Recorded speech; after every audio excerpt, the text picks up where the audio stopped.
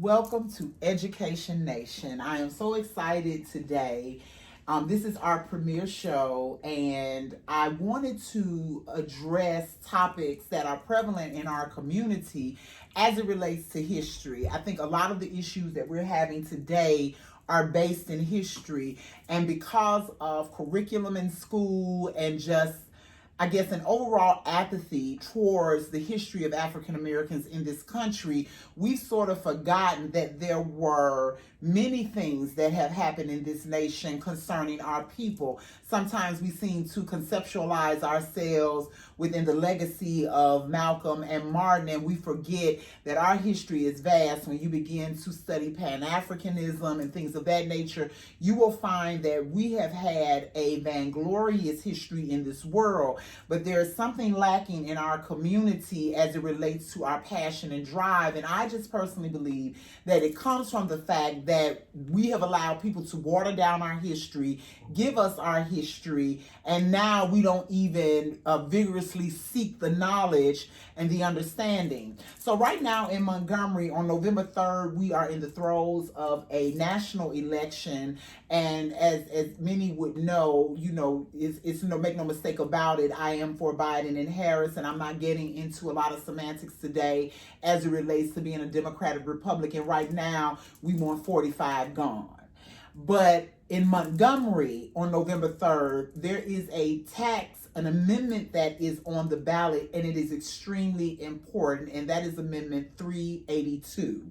And I am asking every citizen in Montgomery to vote for this amendment. But today, I wanted to sort of really give you an understanding of why we're even dealing with this amendment. So today, I have Mr. Brian Watts, an historian, on the show, and we met because of his beautiful wife, Janice, and I absolutely adore her, and we just started going back and forth because of Community on the Go with Michelle and Roe, and I tuned into the show and I was like, wow, this brother is not only passionate, but he is extremely knowledgeable. And there's a lot of people out here that are spewing information and it is not correct. So when I reached out to him, a lot of individuals I talked to, they just didn't have any type of concept of, number one, why is it so important? Why are you all about this? And what is a generational tax? And why are we dealing with this? So I wanted to also create a buzz. I wanted to create some conversation. So I asked Brother Watts to come on here and sort of drop some knowledge today, and he and I are going to dialogue. But first, I want to introduce him and let him, we're not going to do all the back and forth, his history, and no, we're not doing that. I wanted him to just come today to sort of talk about his drive for history. And being a black man, in our community, we're so quick to disregard our brothers and push them to the side. And to find one as knowledgeable in history, I'm curious about the thirst and the passion, how that manifested in your life. And then we're going to move straight into the topic. That sounds great. Well, first of all, I'm Brian. As you said, what really drove me beyond anything else was the lack of education that I received in elementary school, junior high school, even on the college level as it relates to our people. So it drove me to the point, and even from a spiritual aspect, there was nothing that was taught as it relates to the African presence. I love it. In America, the African presence in the Bible. And so my passion began with just a thirst to know, where were we? There was so many other, you see the Asians, you see the Europeans, of course, and we were left out of the picture. Completely. The only thing we learned was civil rights struggle. Truth. And I knew that there was more than the civil rights struggle. Our legacy could not, in my mind, just hinged upon the civil rights. Right. There had to be more than just Malcolm, had to be more than just Martin, had to be more than just Rosa. So that's what actually put me on my journey. And a beautiful journey it's been. Been a wonderful journey. And that started almost 15 years ago now. Wow. So, and that's not a small amount of time. No. And you all might not be able to see, but when the brother came in, he has his books. He's well read, and if you tune in, Janice and Brian have a show that airs on Sunday at 6:30, and the title of that show is Men and Women of Destiny. Men and Women of Destiny. I love that because a lot of times we don't realize that there is destiny on our lives. Absolutely. And destiny outside of just your job and your money. Destiny as it relates to who you touch and the legacy that you leave. And I know for a fact, because I've watched the show several times, because it comes on right after ours, and I sometimes catch it, I get in on there at the end and I go back, and I'm always in awe also of the fact that I love the fact to see a black woman and a black man in a healthy relationship, reflecting a level of respect for each other. But I love the way Janice looks at you. Yeah. I love the way she honors you. And I think that is the goal and desire for all women. I know that we have different dynamics of people, but within myself and the community I'm within, there's nothing more beautiful for a black woman to have the respect and honor of her man. So I honor both of you today. And once again, thank you. And you all can't see her, but she's sitting over there. She's just as pretty as she can be. And just every time Brian talks, she's just glowing. And we all want that. I told her, honey, I want that for myself. Listen. But we're going to get into the topic. Amendment 382. The talk, when I heard about it, I had never heard of a generational vote.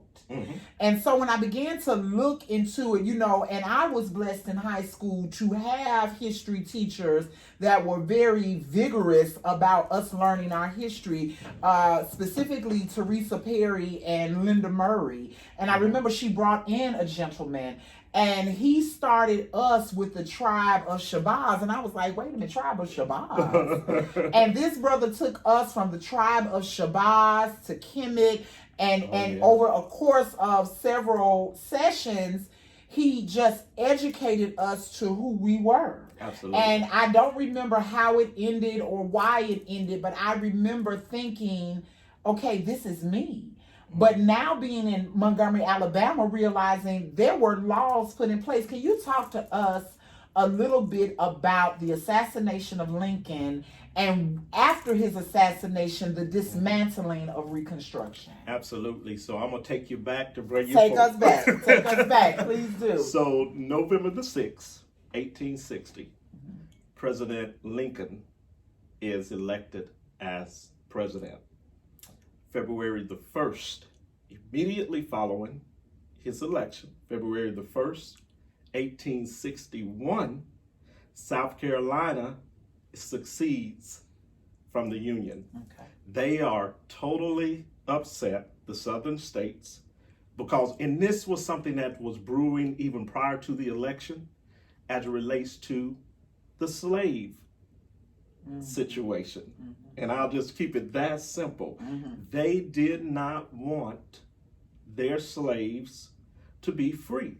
They felt like their property belonged to them. And this is the significant thing about that, Michelle, is that slaves were not considered to be human beings. They were considered to be field animals. So they were a part of the plantation. They were a part of the land. So the southern states' argument is that we have rights over our property, which includes the field personnel that also makes up our property. Now, here's the thing. The Constitution never outlawed that, because the Constitution itself stipulated that the slave was property of the slave owner. 3/5 of a person. 3/5 of a person. Now, your shirt talks about vote. The whole 3/5 of a person comes out of the concept for every 5 people, a slave only counted as 3. Okay. I've never had it put in that context. So real simple context. So if you can see, so for every 5 people, a slave only counted for 3 votes. So if you had 5 European votes, a slave would only equal 3 or 5 Europeans. So that's where the 3/5 concept comes from. Wow. I did not know that. Okay. So very powerful within itself. So February the 1st, South Carolina succeeds from the Union. There are 6 states that follow in that succession. The 6 states are Alabama, Georgia, Florida, Mississippi, Louisiana, and Texas. That's February the 1st, 1861. February the 4th, 3 days later, they meet in Montgomery, Alabama. Shut up. I did not see this. And I consider myself a minor historian, But that's why I was so excited about you coming on the show. Please continue. February the 4th, in Montgomery, Alabama. Delegates from the 6 states meet in Montgomery, Alabama. February the 8th, 4 days later, Jefferson Davis is inaugurated as the president of the new name of the succession states, which are the Confederate States of America. The capital for the Confederate States of America is Montgomery, Alabama. Okay, so that's just stardust. That's just starting us off. That's just stardust. So our viewers, that you already should be in the mode of understanding Montgomery, the importance of Montgomery, the power of Montgomery as it relates to the Confederacy and racism. Yes, sir. Absolutely. I'm not, and y'all know I get to cutting folk off. So Brian say, "Wait a minute, let me finish," because I'm starting to bubble up. Go ahead. And so you're fine. This is the thing. So Jefferson Davis is inaugurated as president on February the 8th. On April 14th, Fort Sumter is attacked and the Civil War begins. So during this whole period, Montgomery plays a central part of the history because it is the command station. The hub. It is the hub. It is the central hub where all communication come for the Southern generals. So it is the base of operation for the Confederate States in the Civil War. That is one reason, and I say this historically, that you continue to see the overt and covert in politics racism meted out in Montgomery, Alabama. To this day, it is still the same. Yes. Now, so in saying that, another thing that is very important, Alabama was one of the third wealthiest state in the Confederacy. Say that for the people in the back. The third wealthiest state in the Confederacy was Alabama. Now let me put a tab in that, because right now, even with the governor okaying the 3 mega prisons, $800 million that will come into this state, and the first thing a friend of mine asked is, where are they going to get the bodies to fill it? And because of where I work, I said they're preparing the bodies. Absolutely. To fill it. But with this tab, this understanding you've given us about how wealthy Alabama was, but the importance of that wealth was it was on the backs of Africans. Absolutely. It was on the backs of slaves. So we'll fast forward just a little bit. I want to take you slow here. That's not take it slow now. Look at Janice. I love it. Here we go. January the 1st. Okay. 1863. Okay.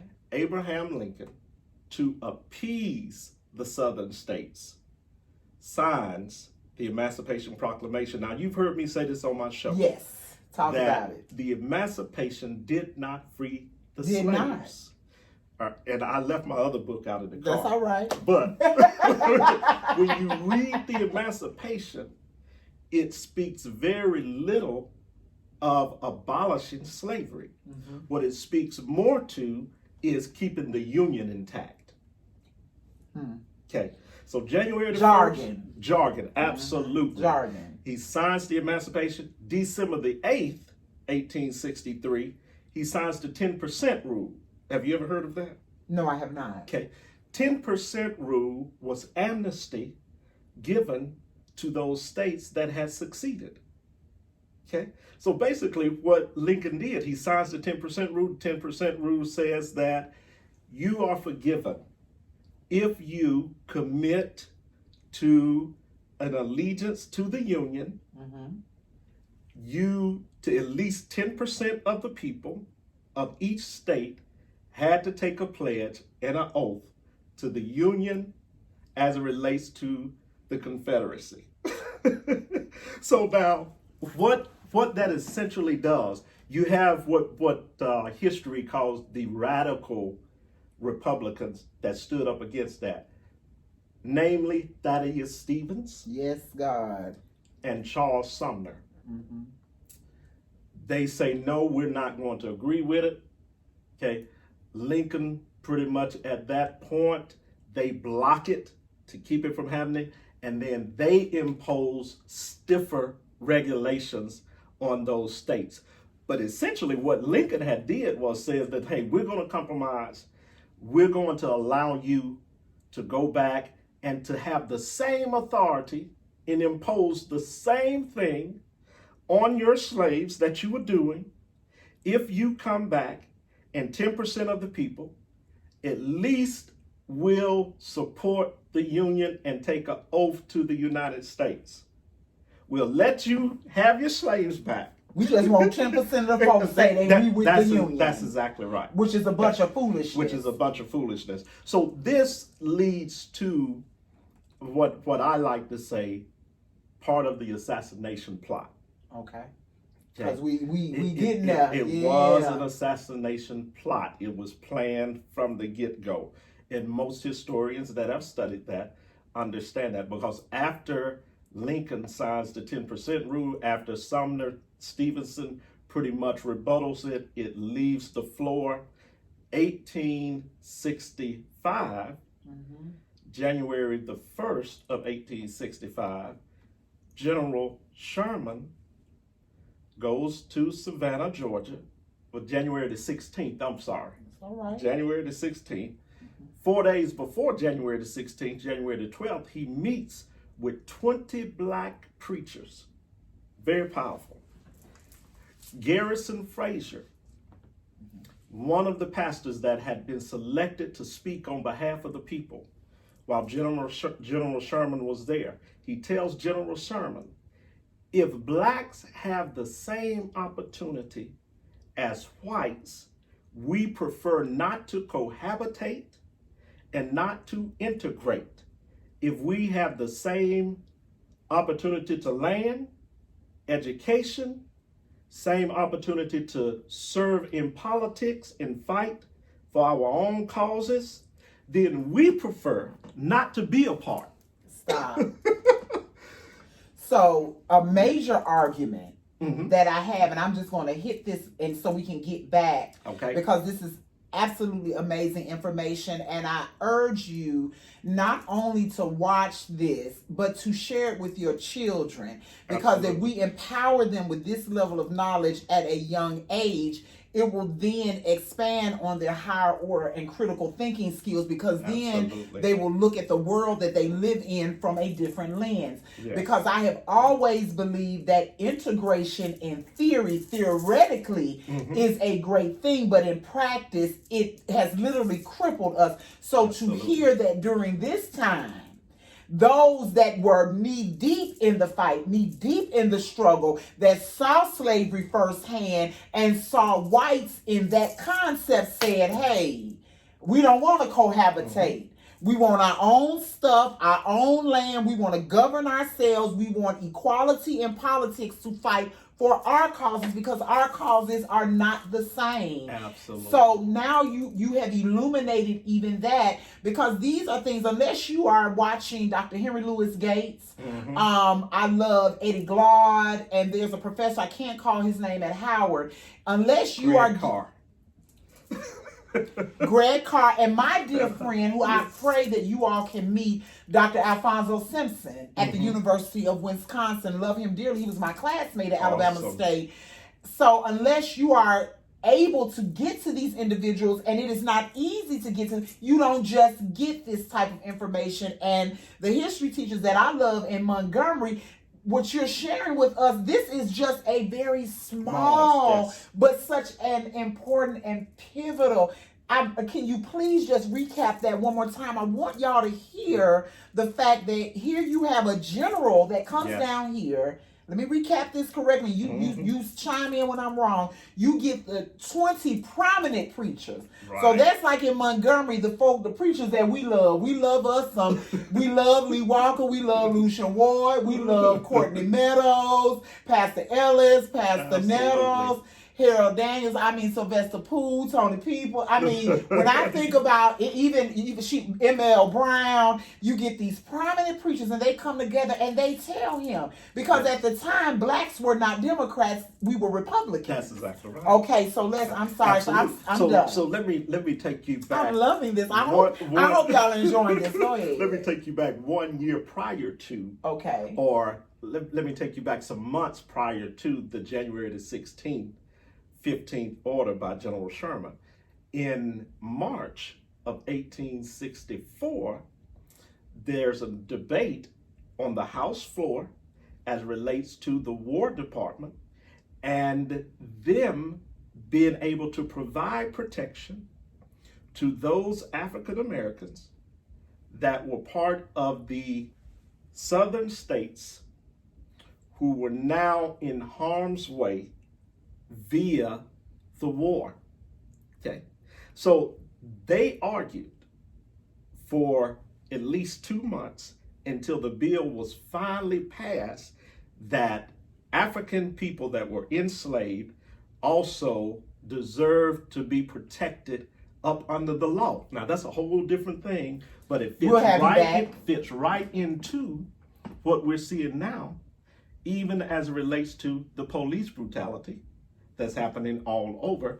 But out of that 1864 debate and the passing of that bill, that's when General Sherman goes on January the 16th and begins to tell the people that we are going to redistribute the land. After he meets with these preachers stand up, Garrison Frazier. Everybody need to read Garrison Frazier's speech. It is one of the most riveting speeches and one of the best speeches still to this day. It is probably one of the most relevant speeches you'll ever read as it relates to self-determination of a people.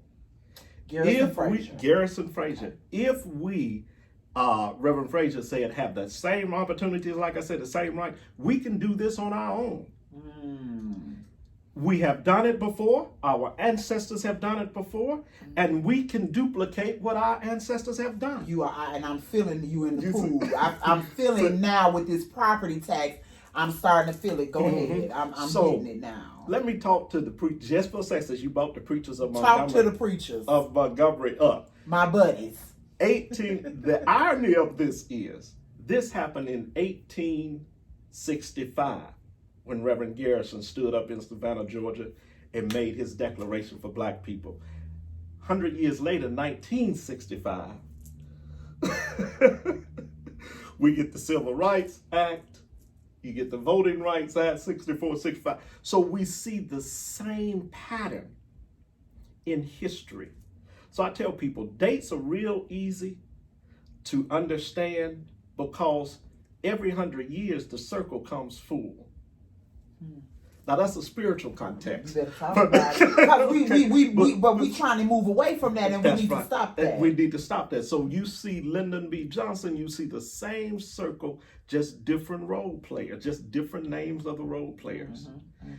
So the preachers of 1965, when it comes to SCLC, all of those Ralph Abernathy, Andrew Young, we can go on and on. You had the Noble Drew Ali's, the Malcolm X's, You had some powerful players that were saying we can do for ourselves, saying the same thing that Frazier said in 1865. Absolutely, nothing different. Nothing different at all. So we have to, and the Elijah Muhammads of the world, we have to look at where did they get that from? They didn't reinvent the wheel. Okay. Talk about it, brother. They knew that there was something in place by studying Frazier's speech, by understanding the whole concept of self-development, of self-determination, self-provision. Those King them knew that. So what most people get caught up in the civil rights movement and don't understand how they prepared themselves, how they studied, how SNCC actually came into existence, how Fisk played a part. And you see what I'm saying? So this is my love. They studied those things. It just wasn't haphazard, is what I'm saying. So the preachers of Montgomery today have to do the same thing. But see, the thing about those ministries back then, they were places of education. So now let's take you forward. Can I take you forward a little bit? Hey, listen. Okay. Because what's going to happen, some of the guests that we're going to have, I want you back. Okay. And I'm praying that this pandemic lifts, because my pastor and my brother, my friend, is about to be Dr. Ward, and that's his focus is about to be on the need for education within the churches again. That the churches cannot just be these places of business. And even in worship, they say in the Bible says it, that where the Spirit of the Lord is, there is liberty. Absolutely. And if liberation is not happening in your congregation, folks shouting and hollering, but they walking out with the same problems, and I'm talking about economic problems, I'm talking about poverty, then you have to question, is the Spirit of the Lord really there? Absolutely. But let's go back, because this property tax, you're already creating the frame for us, because now you're dealing with where we are as a people economically, landowners, all of this is tying in. And so now for a lot of people like myself, who I was blessed to get more, but if I hadn't have gotten that, you just got the real bare bones and it gave you pride. But there's a difference when in all that get an understanding. Absolutely. Okay. So let's take it to, we'll continue to walk forward. Okay. April 14th. Yes, sir. 1865. Lincoln is assassinated. April 15th, immediately, Johnson is sworn in. and talk about who this man was just briefly, so that they can understand why we're here in 2020. In 2020, Johnson was from the state of Tennessee, and he was, in his heart, he was a Southern secessionist. He was one, when you read his history, he was a very feeble man. But not only that, when you read about Johnson, Johnson did not have a college or a high school education. Now. And he's president. Sound familiar? History repeating itself. Absolutely. Like I said, the circle comes full. Because we refer to Obama almost like a Lincoln. Absolutely. So what Johnson does when he gets in there, Freedmen Bureau, I don't want to leave that out. Yes. Is established March the 3rd, 1865, 1 month before Abraham Lincoln is assassinated. Okay. So first you got March 1864. You got the War Department saying, no, we need to provide protection to African slaves, just like any other group. Then you have March 3rd, 1865, where the Freedmen Bureau is established. Basically what the Freedmen Bureau does is it creates a safe haven for Black people to have protection under the law. So it reinforces what 1864 debate was about. It provides education. Now here we go. Shelter. This is what it's supposed to provide. Economic freedom. It's supposed to open up the doors so that Black politicians can also participate in the governmental process. All of these things is established within the Freedmen Bureau's Act and Bill. Okay. And was needed. It was absolutely needed. Abraham Lincoln signs it. 1 month later, he's dead. He's assassinated. Apply. Okay. Yeah, absolutely apply. You've done enough, sir. Absolutely. Johnson comes on the scene and pretty much repeals everything. That's a simple way of putting it. Basically. He has 2 proclamations that he signed. The first proclamation when Abraham Lincoln did the 10% rule, Johnson goes beyond that and says, no, we're going to forgive everybody. Even the hierarchy, the generals and all of those delegates that were in the Senate that also succeeded with their southern states, we're going to give amnesty to everyone. And not only are we going to give them amnesty, we're going to give them the right to do whatever they want to do as it relates to their chattel, their field property. We're going to give them authority back over their field property. Well, you have the radical Republicans again. They stand up, they impeach him. Johnson, the only president to be impeached, literally thrown out. Okay. But he was able to establish. Absolutely. He was able to set a trend that would stay in place and is still really in place until this day. Because the power that he returned to the southern states allowed them once again to participate in the governmental process, and not only that, to win seats, to win votes, and to overturn a lot of what had been done Put in place. as it relates to the Freedmen Bureau and things of that nature. Because even the debate about black colleges, and in my study and what I've learned, Howard University, and I always tell people, and I'm hoping that my cousin Stephanie, she tunes in, my cousin Nikki, my grandfather's cousin was Mordecai Johnson. Wow. He was the first African-American president of Howard University. Yes. My grandfather changed his name. He was Frank Summers with our family, but he had several families. And so my cousins have a friend that does a lot of research like Dr. Gates. And through the years, we knew that growing up, but we could never trace fully the Summers without tracing also his last name of Wiggins, because at one time he went by Kenneth Wiggins.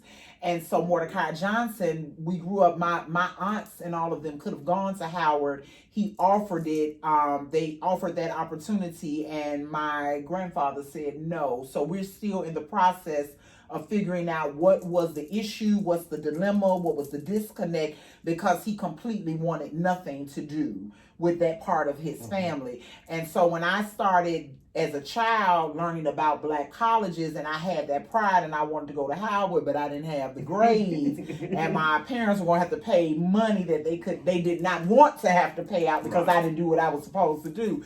So I ended up at Alabama State, and I went to a great school, but that's just the truth of it. But when I began to learn about the black universities and what General Howard was trying to set up, and how all of this, the Freedmen Bureau, everything was dismantled, and because of just that little space of time with Johnson, Southern states were not only able to enact national things, but what they did on a level to blacks here with state laws and state constitutions is what gets us to Amendment 382. Absolutely. And let's talk about so after Reconstruction began, Reconstruction basically lasts roughly 10 years, from about 1865 to about 1875. Now, I'm going to home in on Alabama just for one. Please do, because this is where we are. Because right now, the fight to educate our children goes back to 1858. Now, let me tell you what was going on in 1858. 1858, the public school systems in the state of Alabama, anybody can look this up, you can go to the Alabama Encyclopedia and see it, had a budget of about $500,000 in 1858. The public school system at that time was all white. There were no blacks. being educated prior to the Civil War in the state of Alabama? Wow, I did not know that. Absolutely none. Okay, so the record shows that after the Civil War, fast forward from 1858, roughly about 7 years, to 1865, the budget goes up to over $1.4 million. The state of Alabama, because it was the Confederate capital, receives large grants and funding via the government to re-educate Europeans. Now they include a small portion of blacks. Here's the kicker. They include a small portion of blacks, but do not allow them to attend the public schools, the same public schools as the whites. Because they could not attend, it blocks them from receiving funding, and the blacks had to start their own school based off of them trying to generate funds, them trying to raise money, them doing all of these things that were necessary themselves. So at that time, what you have that blacks formed was called societies. You've heard of that, benevolent committees. So benevolent society. Does that have to do with like the Nakarama Society, those types of societies? They did a beautiful play about. Okay. Absolutely. Okay. What those societies do is they began to use the churches as schools. So in the state of Alabama, you will see, if you go to Rosewood, some of these places like this, rural state, you're going to see the Lutheran church was a school prior to it being a church. If the church just cloaked for the school to teach education, because if they were caught teaching, even then, they were hanged or they were murdered or killed. Okay, so basically, the church was the covering to educate the children. And okay. That's heavy. And that's very powerful. And what I'm dealing with now about what MPS could be doing during this pandemic goes back to utilizing the church. Right. And nobody it's like it's not sinking in. And Lee Walker at New Home has literally done that. Yes. So during the day, the church is operating as a school. As a school. Okay. Now watch this, Michelle. Let's. I want to show you this. $1.4 million. Okay, coming that's into a the lot of money. Back then, that's ridiculous. That's a lot of money. Yes. Guess how they generated the money? Half of the money, about 40% of the money. Property tax. The same thing. Hold on, and I have to stop you because there's an article out about Auburn having this campaign against our property tax, and they're sitting at 21 mills. And we're at the lowest mill in the state. So why are you all angry? And their argument is, oh, well, MPS doesn't do right by the money. Well, neither do you. That's exactly right. It's just that you all don't get caught and you all don't have watchdogs over your shoulder because you're Auburn. I mean, let's tell the truth, shame the devil. Absolutely. But I mean, the fact that you just said that, they're okay with generating property tax as long as it's their children that's benefiting from it. And the problem in Montgomery is our school system is predominantly black. Absolutely. And the wealthy landowners here, I tell people this has nothing to do with education. This fight is about we don't want to spend our money on black children. Absolutely. It's as simple as that. And my fight with the community is let's stop trying to put this flowery image out there. Let's tell the truth to our black people. So even if they come out to vote against it, we come out in such numbers because it is our divine right. They have been doing this since Reconstruction. Absolutely. What we have to recognize is this, that the slave master still objects to the slave being educated. I'm about to run up out of here. One reason, the main reason that the slave master object to it is because the slave master states that if a slave is educated, he will rebel, and he will leave. He will get disruly. He will become unorderly. Yes. And we cannot control him anymore. So the whole concept of not wanting to educate our children is to make sure that they cannot participate in the process of liberation. So you have this starting back in 1858, 1865. Uh-huh. Can I bring you forward? Bring me forward. Come on. I think me and Janice both about to run up out of here. Bring us forward. 1858. Okay. 1865. You have Brown versus the Board of Education. Okay. When you bring that out after Brown versus the Board of Education, now you have in the early 70s, you have the special education system being put into place. This whole system, the integration into the school, had to be a process of being able to control those that were integrating the schools. Understand that. This is very powerful. One way to control integration is through funding, number one, and then number two, not allowing everybody to get an education. So now you have to divvy up the classroom. You have to separate some of the blacks. You keep the gifted ones. You keep the ones that we feel are capable of learning and competing on the same level. Right. And the ones that we do not feel, what I call the artisans, the artistic children, right, you separate them. Now you have the special education system starting, okay, up under the cloak of remedialism.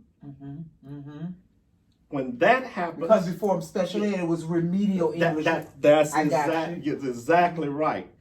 All right, so you move from remedialism to special education. From special education, now you separate the children based off of them being so artistic. Their genius, I say, is on such a high level. It is. That we were not educated to educate children that are gifted in that fashion, so we have to label them. We now will call them ADD, ADHD, ADDO now. They've got every label you could think of. 504. That's right. Everything. Because we're not educated to study the child so that we can teach the child. We're educated to teach the child so that the child can pass a test. Yes. Yes. You do not learn by teaching a test. No, you do not.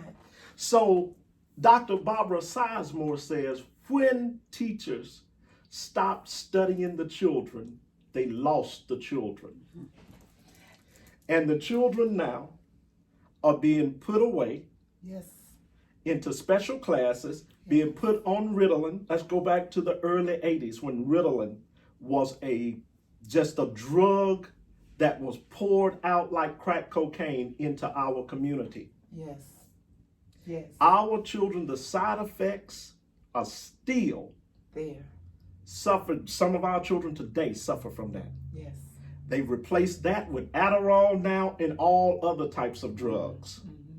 That dumbs down the genius because they don't want to teach. Well, and the thing about it, Brian, and I hate to cut you off. Oh no, you because I had the opportunity. I wanted to be a theater major. My father said no, and his reply to me, and I don't mean to be offensive, but he was like, you can shuck and jive anywhere. But my father was one that came up in a time where, as a black male, he went to high school, you go to the military, he came out, he got a job. My father literally worked his way from Western Electric. When my father retired, he was head of government systems for Lucent Technologies. They sent him to college. And I remember, I always tell the story about my father wearing suits every day. And when I asked him, I won an oratorical competition, and we were getting ready to go, and it was at Dunbar High School. And I remember my father was putting his suit on, and my mother was getting ready. At this time, my parents were together, and because they would go back and forth with that. And my reply to him was, Daddy, why do you have to wear a suit every day? Everybody else, Daddy, nobody else's daddy is coming there with a suit. And my father turned and he looked at me and he said, when I go to work, he said, I stand in front of them white men with their dockers and their dickies. He said, and I am over them. He said, but because I'm a black man, I have to wear Brooks Brothers. I wear Ferragamos because if I came in there dressed like them, they already don't respect me. That would give them a leeway to openly disrespect me. And even at that age, I was like, I still don't get it. But now, fast forward, may he rest in peace, Michael Jonas Summers. Yes, rest in peace. He did not. He knew my creative genius. He knew that, but because of what he saw and how he grew up, I was not allowed to be able to fully embrace that. So I was smart, but I didn't like that. I like to study, but I was a visual learner. And so I had to major in English, and that was just it. You find something out. So I actually ended up taking a few education classes, and it was Dr. Stewart that, because at that time I said, well, Daddy, I'm moving to New York. I'm going to be an actress. And he shockingly said, your mother and I will support you. But then I went to Dr. Stewart, my mentor, and she said, girl, you better get your butt over that education department. And her and T-Bug, they said some other stuff to me. But I went over there, and Dr. A gave me a scholarship. And because of my training in theater, what you hit on is so profound to me. And I'm not going to stay on this long, but we don't study our children. Right. And being at with my job where I work, and especially the awful situation we're in now, but I've always liked to study children. My students will tell you that. I watch them, I look at them, I listen to them, and I found that, and it's not any specialness of my own, but other coworkers that I've had that are just like me, because Alabama State, during the time I was there in the education department, you were taught to teach differently than a lot of your Alabama and Auburn counterparts. Right.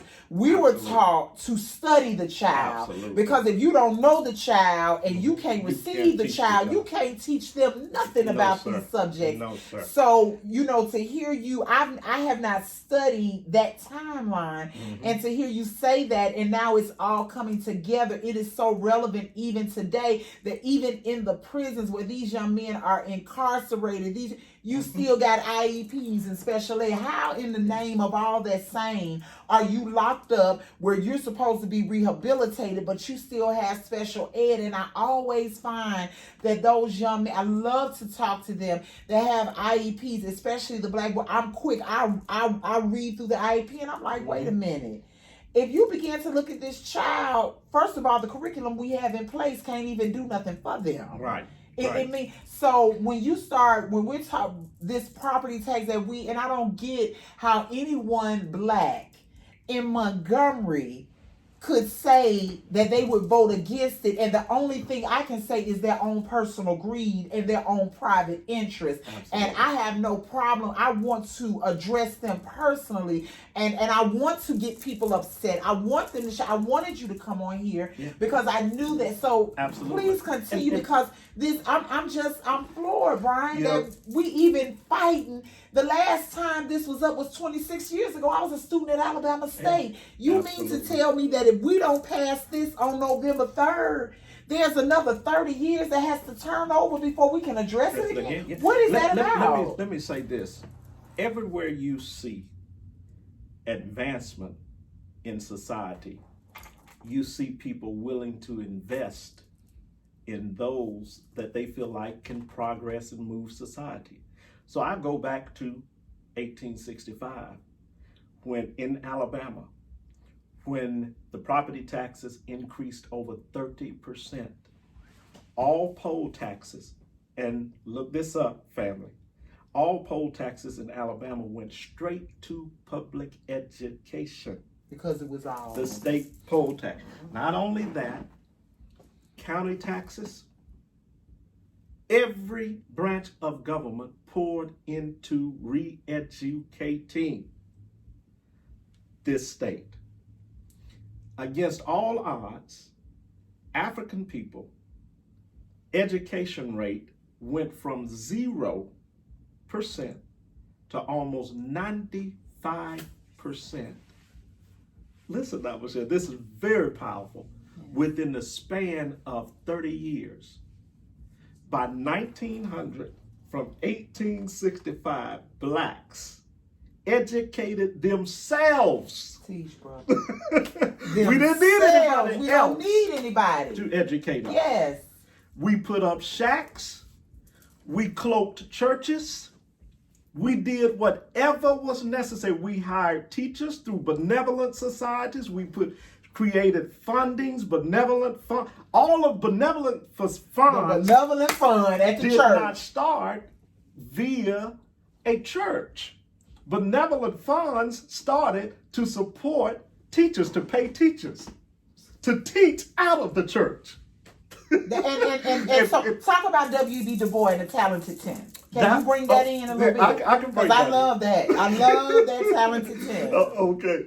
W.E. Du Bois, when he, part of his ideology as it relates to the advancement of colored people was once the 10% gets educated, they are obligated to go back to their communities and educate their communities. That's why Dr. Carter G. Woodson comes along after Du Bois and say we have failed because the talented 10th have not been responsible as it relates to their obligation. Instead of them going back to their communities, they go to the counterpart community, educate the counterpart's children. You hear what I'm saying now? Participate with the counterpart just to say that I'm accepted, that I'm somebody. And that was the dilemma of integration. Absolutely. Absolutely. So rest in power, Dr. Du Bois. But Dr. Du Bois, if he knew the situation now, and I say the same thing about Martin.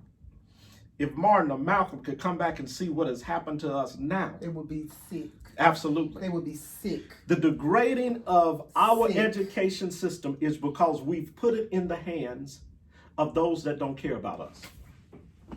That are the descendants of those that created the law, that created the disjointedness. And I'm so upset when I see us buying house. And here's the thing. I desire to be a homeowner. I desire for that. But at this point, I look at people. I have lots of friends that are homeowners. They live good. But I look at the ones that when integration took place, you left your community to go and buy these big houses that you can afford, but you were supposed to stay with us and use that extra money to ensure that the least of them, still receive a quality education. And I feel like when I look at our poor and our disenfranchised, when I look at the housing authority and how they're destroying the housing projects, and what they're doing is almost like, okay, we're going to tear the housing projects down. We're going to redistribute you, which is going to make you even more a scourge to society, because now what's going to happen, you're in these communities, you don't have the resources, and you can't provide your children the resources they need. So now they're ending up, it's almost like I feel like they're trying to get their slaves back. And how you do is you discombobulate them, because even in those housing projects, we can thrive. Because my grandmother raised 5 children in Ida B. Wells Project. My Uncle Connie was president of the Black Republican Party.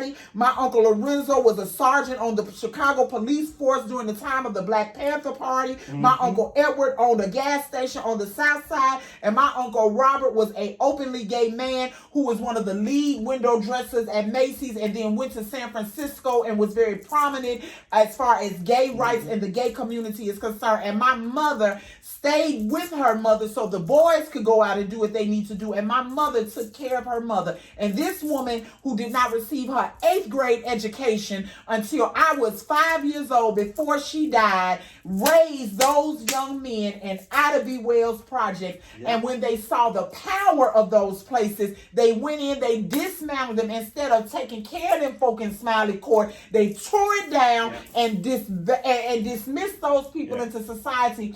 And when we look at the schools and the property tax, Brian, the fact of the matter is they want to say their reason is because you all haven't done right. No, you all are upset because when I came to Montgomery, Clinton Carter was the head man in this system. Yes, he was. And when the change of the guard happens, when it went from the whites being in charge to the blacks, now all of a sudden, here we are in 2020, and you talk, I don't even know what millage is. What does that mean? In these larger cities, they find a way. They do lotteries. They do what they have to do. We are down here in the mud with the first black mayor arguing about a minimum increase to 30 million. You're talking about maybe $24 or less a year. For some people. For some people. And it's not going to be even that much more for others. See, the way millage works is every $1,000 per assessed value as it relates to the property value itself. Okay. So, with having said that, if you've got property value assessed for $432 million and you've got every 1,000 is a meal, every 1,000 is a meal, and you divide that up into the district, that may be $10, $12. That's put it in simple terms. Okay. So based on what your property value falls into. Okay. But the whole millage system comes off of the whole conglomerate of assessed property in a certain area. So we're now talking about the town of Montgomery. It should not be an argument as it relates to voting yes concerning the millage. The only reason we get into debates like this that I call they're frivolous debates, they're non-productive debates, is because we're in cahoots with those that want the power back. Okay, so we have to call a spade a spade. And whenever you have black leadership that is misogynistic with white leadership and gets in bed with them, then they will disrupt. Well, and I tell people, when you look at history, every revolution had a mold. That was every last one. The movie just came out, Judas and the Black Messiah, about how they infiltrated the black from the Bible all the way up to you got to have a mold. Every one of them. Okay, so Montgomery, looking at history, white people have always invested in public education. Always. When they saw that they were not going to be the dominant group anymore, they pulled out of public education. And went privatized. And the magnet school system. And they even trying to throw charter in there now. Charter is a part of it. It is a part of the breakdown of the public school system. It's a way to sift funds away from the public schools with the cloak of wanting to help black children. That's what it is. And go ahead, Brian. So I'm sorry. Go ahead. We have to look at the history of that and understand that nothing has changed. In 1865, when Alabama was getting all that money from property tax, they gave none of it to us. Okay. In 1965, after Brown versus Board of Education, after schools started to be an integration, you saw education funding slowly begin to go down each year. The more black the school became, the less funding the school got. Now that's just the bottom line. And you can look at the history. Look at Lee High School. Look at Jeff Davis, my alma mater. Class of 87. And still, so we have to look at it for what it is. There hasn't been much to change. We have to change it. Okay? So if we're going to advance our people, if we're going to really pour education back into our children, we've got to be vehement about taking over the school system and teaching our way. We really do. And it can be done. There's some models out there.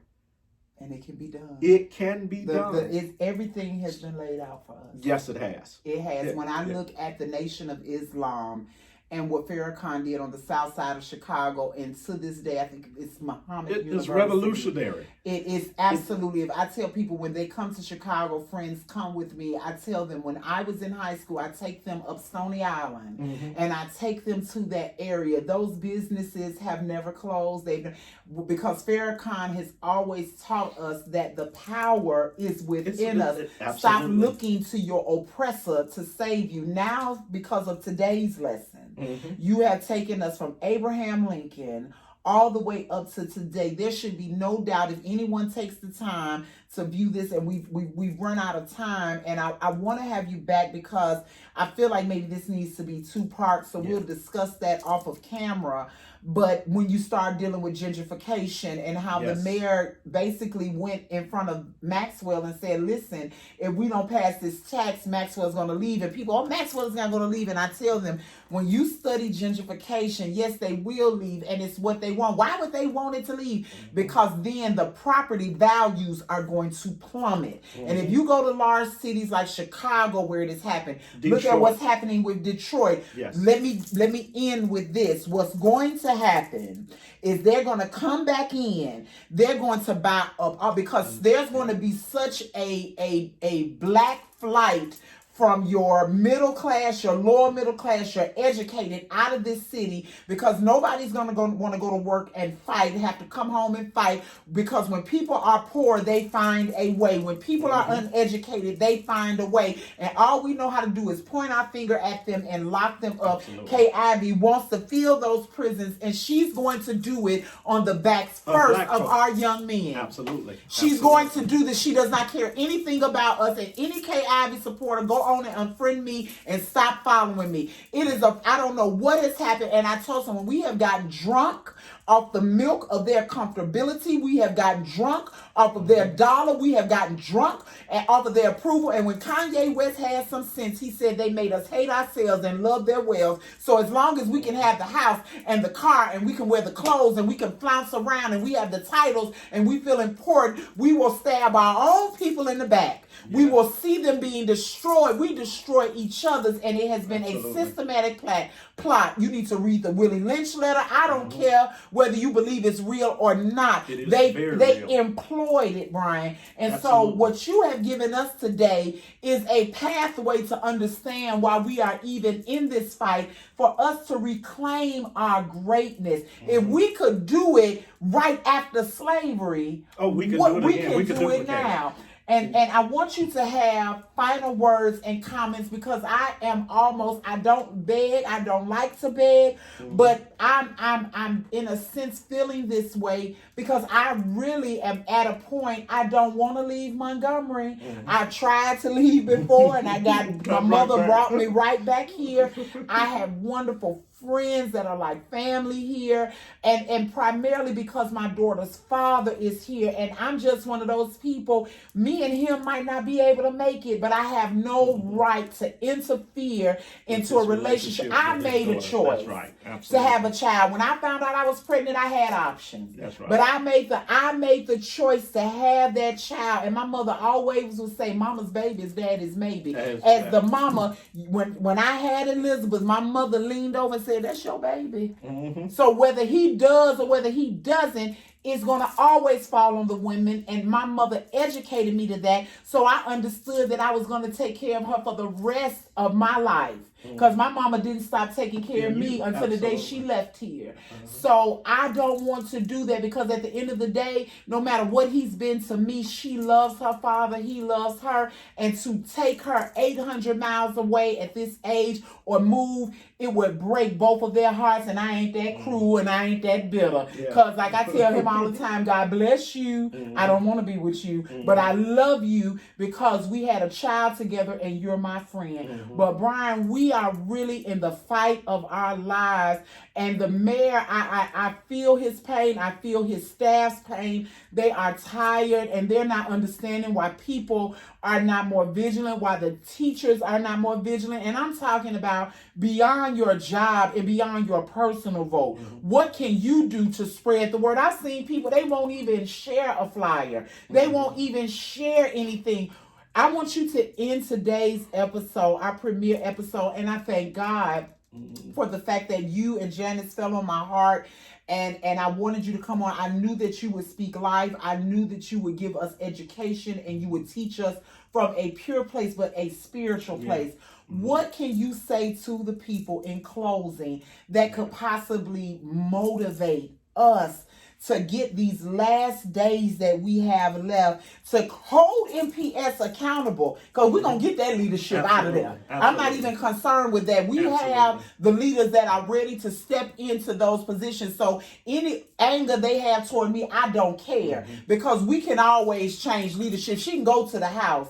But this is a 30-year generational vote. We can't play with this, because even right now, they didn't even allow Stephen Reed. They've allowed everyone else to do an occupational tax. They have cut him off at the knees on every turn. What can you say to our viewers to motivate and inspire them and push them to realize not only is this just a vote for the children, I feel like this is a spiritual vote. It is.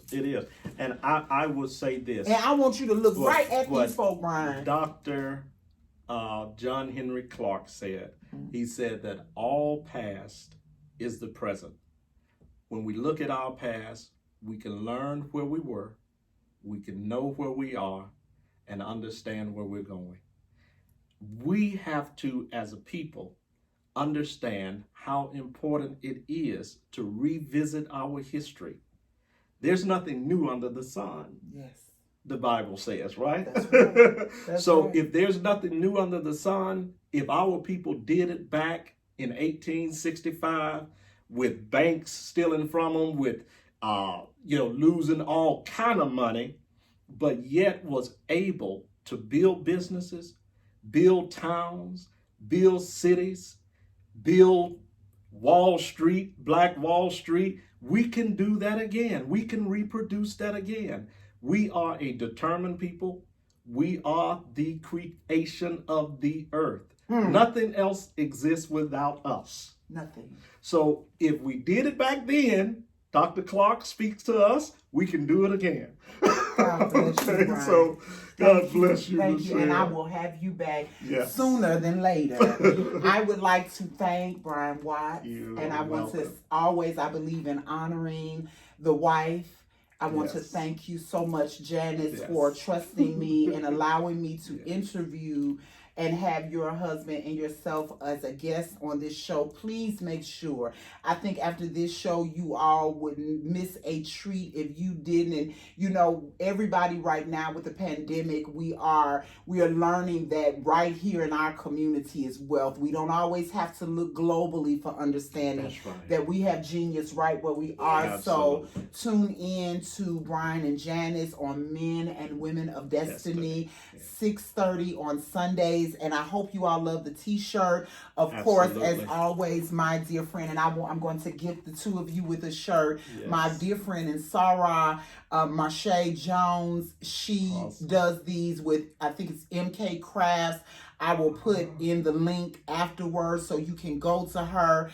Anytime I want a shirt, she comes up. You've seen a lot of shirts that she's done, especially during the pandemic when we've had a lot of things going on. Check her out on November 3rd. Wear your shirt, inspire someone, vote like it's 1965. I want to thank my tech for tonight, Elizabeth. She helped out greatly with the show. And thank you all for supporting and believing in the vision that right here in Montgomery, we can make it happen. Right here, we can make a change. Once again, Brian, thank you so much. And I'm going to have him back because I also want him to deal with some other topics, especially gentrification. And like I said, I have some other great guests lined up. This show, this series is called Education Nation. You will be able to find us on YouTube, Facebook. We are on the move, as well as tuning in on Sundays at 5 for Community on the Go with Michelle and Ro. Please make sure you are voting November 3rd. And if possible, if you're going to be like me, out and about on the 3rd, get in that early voting. Go on Lawrence Street, make your way. And if this reaches outside of Alabama, know that this topic, this gentleman, it resonates nationwide. We as a people, we the people, God's people, Black people, African people, the creators, as he said, of all genius. Thank you so much for tuning in. God bless you, and good night. Good night.